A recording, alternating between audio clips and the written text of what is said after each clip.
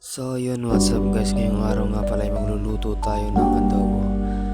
At ito ang ating mga ingredients: manok, siling green, daon ng laurel, paminta, magic sarap, siling pula, bawang sibuyas, toyo at saka suka. Yun guys, ang unang gagawin natin mga par ay hugasan ng manok para mawala yung mga dugo-dugo, at syempre para sa kainin, hugasan natin ng mabuti mga par.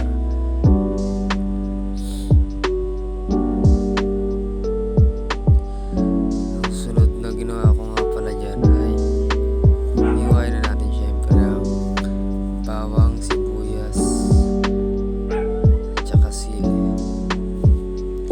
Pero depende sa inyo mga par kung lalagyan nyo ng pulang sili. Pero para sa akin lalagyan ko para may konting kagat, may anghang.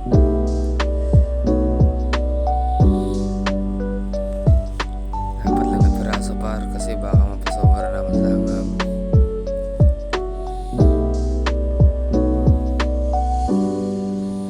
At syempre ang sunod kong ginawa mga par ay nagisa ko ng bawang sibuyas.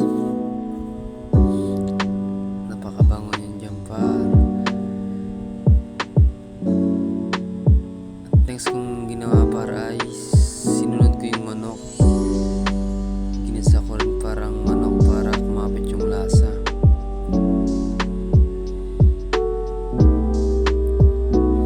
At haluin lang natin. Mas masarap para pag sinabay mo yung manok sa paggisa sa bawang sibuyas. Napakabango na yan par.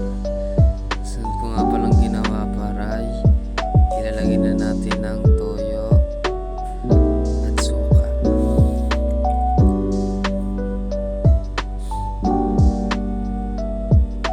Yan par, takal-takal lang. At syempre konting tubig. Pagkatapos nga nung par ay ilagay na natin ang magic sarap,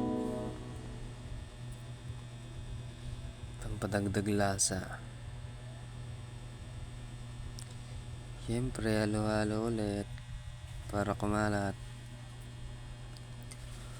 Sunod nga pala para inilagyan ko ng asukal, pero depende sa inyo para kung lalagyan nyo.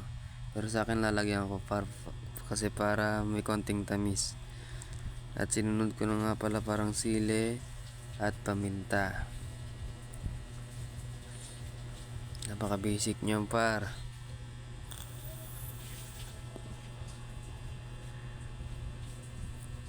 At nilagay ko na ang daon ng laurel at siling green. After 15 minutes par may adobo na tayo. Thank you.